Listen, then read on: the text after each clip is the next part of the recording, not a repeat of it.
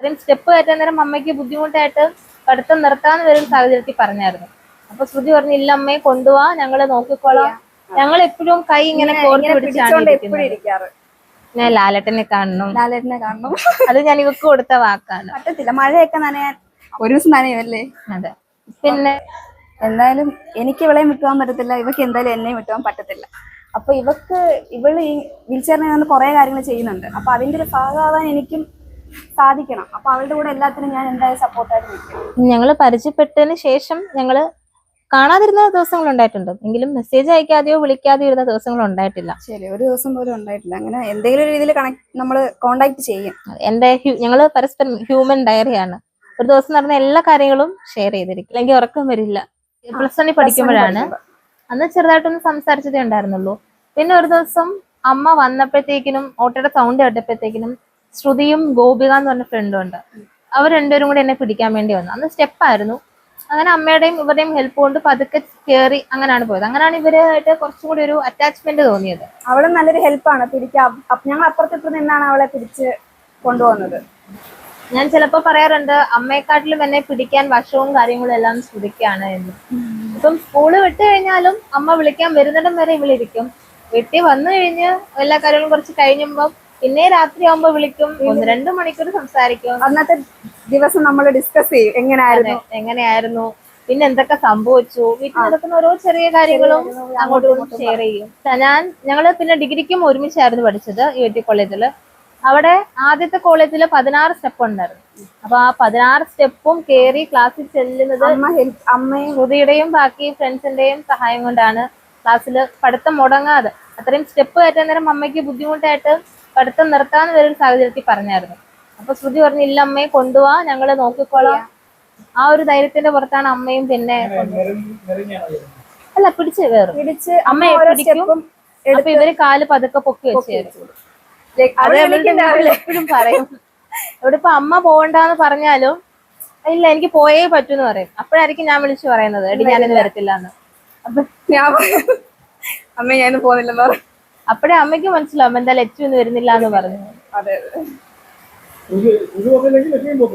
ഇല്ല ഇല്ല, സ്കൂളിലിരിക്കാൻ ഒരു സുഖം ഉണ്ടാവില്ല.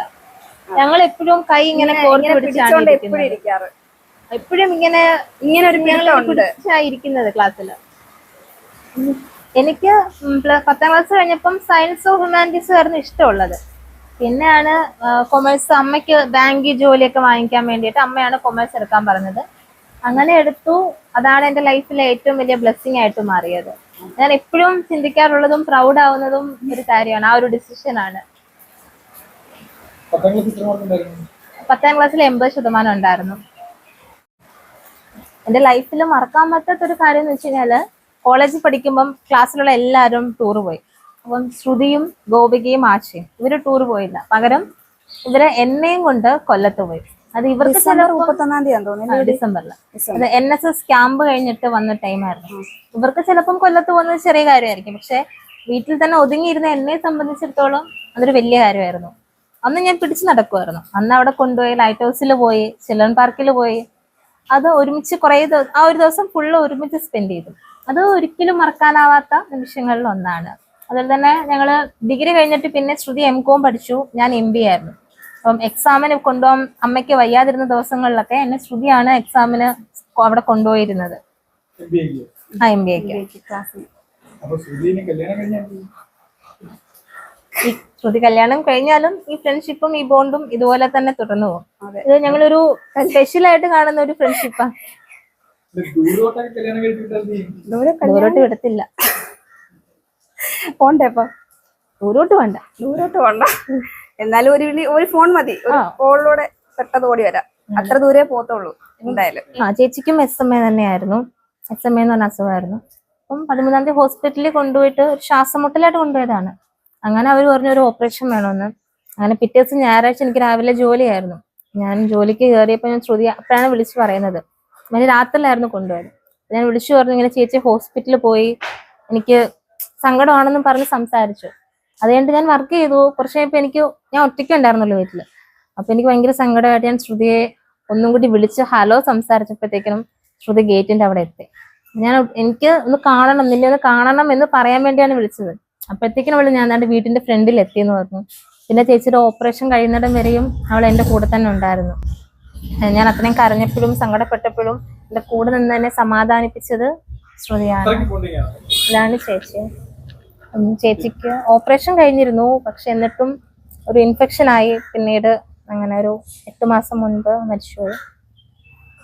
അല്ല, ഞങ്ങൾ 3 പേരാണ്. മൂത്ത ചേച്ചിയാണ് സൗമ്യ, രണ്ടാമത്തെ ചേച്ചി സൂര്യ. ചേച്ചി ഹസ്ബൻഡും സൗദിയിലാണ്. എല്ലാ കാര്യത്തിലും ഞാൻ ഇവളുടെ കൂടെ തന്നെ നിൽക്കും. അതുകൊണ്ട് ഞാൻ ഉറപ്പിച്ചു കഴിഞ്ഞു. നമ്മൾ ഫസ്റ്റ് ടൈം കണ്ടപ്പോൾ എനിക്ക് മനസ്സിലായി. പോകുമ്പോ കുറെ പേര് നമ്മളിങ്ങനെ നിസ്സായ അവസ്ഥയെ നോക്കാറുണ്ട്. പക്ഷെ ഞങ്ങൾ ഇന്ന് കൂളായിട്ട് ഇതൊന്നും മൈൻഡ് ചെയ്യാതെ ഞങ്ങൾ ഇങ്ങനെ പോകാറുണ്ട്. പിന്നെ എന്റെ ഒരു ലൈഫിലെ ഒരു പാർട്ടായിട്ട് മാറിക്കഴിഞ്ഞു. ഇനി അതിന് വിട്ടുപോകാനും വിടത്തുമില്ല, വിട്ടുപോകാൻ സമ്മതിക്കത്തുമില്ല. ഈ മാവുമരമാണ് എന്റെ ബേർഡ് വാച്ചിങ്ങില് എന്നെ ഏറ്റവും കൂടുതൽ ഹെൽപ്പ് ചെയ്തത്. കാരണം ഇതിനകത്ത് ഇഷ്ടം പോലെ കിളികളാണ് വന്നിരിക്കുന്നത്. ബുൾബുള്, മഞ്ഞക്കിളി, മണ്ണാത്തിപ്പുള്ള്. എനിക്ക് ഏറ്റവും കാരണം എനിക്ക് എടുത്തതിൽ ഏറ്റവും ഇഷ്ടപ്പെട്ട ചിത്രം ബുൾബുള്ളിന്റെയാണ്. അതെനിക്ക് അടുത്ത് നിന്ന് എടുക്കാൻ പറ്റി. ഒരുപാട് എൻ്റെ ഒരു ചെറിയ ലെൻസിന്റെ ആണ് ഇരിക്കുന്നത്, അത് വെച്ചിട്ടാണ് എടുക്കുന്നത്. ഒരുപാട് ദൂരം എടുക്കുമ്പോഴത്തേന് ക്ലാരിറ്റി കുറയും. പിന്നെ എന്റെ കൈ വിറയ്ക്കുന്നത് കൊണ്ട് അതിന്റെയും പ്രശ്നങ്ങൾ ഉണ്ടാവാറുണ്ട്. അതെല്ലാം അഡ്ജസ്റ്റ് ചെയ്ത് ഒന്ന് കിളിയെ നോക്കി സൂം ചെയ്ത് കറക്റ്റ് പൊസിഷൻ എത്തുമ്പോഴത്തേക്കിനും കിളി അങ്ങ് പറന്നു പോകും. അങ്ങനെ ഒരുപാട് പ്രശ്നം ഉണ്ടായിട്ടുണ്ട്. ഈ കൂടുതലും മഞ്ഞക്കറുപ്പെന്ന് പറഞ്ഞ കിളിയുണ്ട്. അതിന്റെ എനിക്ക് എടുക്കാൻ വേണ്ടി ഒരുപാട് പ്രാവശ്യം നോക്കിയിട്ടുണ്ട്. പക്ഷെ അത് അപ്പോഴേ അങ്ങ് പറന്നു പോകും. എങ്കിലും എനിക്ക് കിട്ടിയിട്ടുണ്ട്. ഒരു ദിവസം ശ്രുതി വന്നിട്ടുണ്ടായിരുന്നു. അപ്പൊ ഞാനും ഞാനും ശ്രുതിയും കൂടി റോഡിൽ കൂടെ പോയപ്പം ആ ദൂരമുള്ള മരത്തില് ആ കിളി വന്നിരിപ്പുണ്ടായിരുന്നു. അങ്ങനെ എടുക്കാൻ പറ്റി. അങ്ങനെ അതിന്റെ ചിത്രം എടുക്കാൻ പറ്റി. ശ്രുതി ഉണ്ടെങ്കിൽ ദൂര സ്ഥലങ്ങളിലോട്ടൊക്കെ പോകും. അപ്പം അമ്മയ്ക്ക് വീട്ടിലെ ജോലിയും കുഞ്ഞിന്റെ കാര്യവും എല്ലാം നോക്കുമ്പം വെളിയിൽ ഇറങ്ങിയത് സമയം കിട്ടാറില്ല. ശ്രുതി വന്നു കഴിയുമ്പോൾ പുറത്ത് ഒരുപാട് സ്ഥലങ്ങളിൽ പോകും. ഇടയ്ക്ക് ഞങ്ങള് അമ്പലത്തിൽ പോയിട്ടുണ്ട് ഒരുമിച്ച്. അങ്ങനെയൊക്കെ പോകാറുണ്ട്. അപ്പം കാണുന്ന ചിത്രങ്ങൾ എടുക്കും. ഈ റോഡ് സൈഡിലൊക്കെ നിൽക്കുന്ന പൂക്കളെല്ലാം വെച്ച് അവൾ എനിക്ക് ബൊക്ക ഉണ്ടാക്കി തരും. അങ്ങനെയൊക്കെ ചെയ്യാറുണ്ട്. മഴയുണ്ട്, ദൂരെ പോകുമല്ലോ, അതാണ് ഒരു വിഷമമായിട്ടിരിക്കുന്നത്. ആഗ്രഹം ഉണ്ടല്ലോ, മഴ നനയണമെന്നൊരു ആഗ്രഹമുണ്ട്. മഴ നനയണം എന്നുണ്ട്. ഞങ്ങൾ എപ്പോഴും വിചാരിക്കും വീട്ടിൽ വരുമ്പം നമുക്ക് മഴ നനയണം. കുറെ വിഷ് ലിസ്റ്റുകൾ ഞങ്ങൾ എഴുതി വെച്ചിട്ടുണ്ട് ഒരുമിച്ച് ചെയ്യാൻ വേണ്ടിയിട്ടുള്ളത്. അതിലൊന്നാണ് ഞങ്ങൾ രണ്ടുപേരും. ചെറിയ ചെറിയ കാര്യങ്ങളാണ്, പക്ഷെ നമുക്കത് പെട്ടെന്ന് ചെയ്യാൻ പറ്റത്തില്ല. മഴയൊക്കെ നനയാൻ അമ്മ വഴക്ക് പറയുന്നുണ്ട്. ഞങ്ങൾ ഒരു ദിവസം നനയുമല്ലേ. അതെ. പിന്നെ ഒരുമിച്ച് ബീച്ചിൽ പോകണമെന്നുണ്ട്. ഒരു ക്യാൻഡിൽ ലൈറ്റ് ഡിന്നർ, പിന്നെ ആകാശം നൈറ്റ് സ്കൈ കാണണം. പിന്നെ ഒരു കടയില് കോഫി ലെവലും അവിടെ പോയി ഫുഡ് കഴിക്കണം. പിന്നെ ലാലേട്ടനെ കാണണം. അത് ഞാൻ ഇവക്ക് കൊടുത്ത വാക്കാണ്. ഈ പൂവിന്റെ ഇതളില് മഴത്തുള്ളികൾ വന്നിരിക്കുന്നതാണ്. നല്ല ഭംഗിയുണ്ടല്ലേ. നല്ല ഭംഗിയുണ്ട്. ചുമന്ന പൂവില് കുഞ്ഞു കുഞ്ഞു മഴത്തുള്ളികള്. ഈ പൂവിന് ഇത്രയും ഭംഗിയുണ്ടോ ഇപ്പഴാ മനസ്സിലാവുന്നത്. അതെ അതെ. നമുക്ക് ആ മഴത്തുള്ളികൾ നോക്കി എന്ത് രസമാണ്. കൊള്ളാം.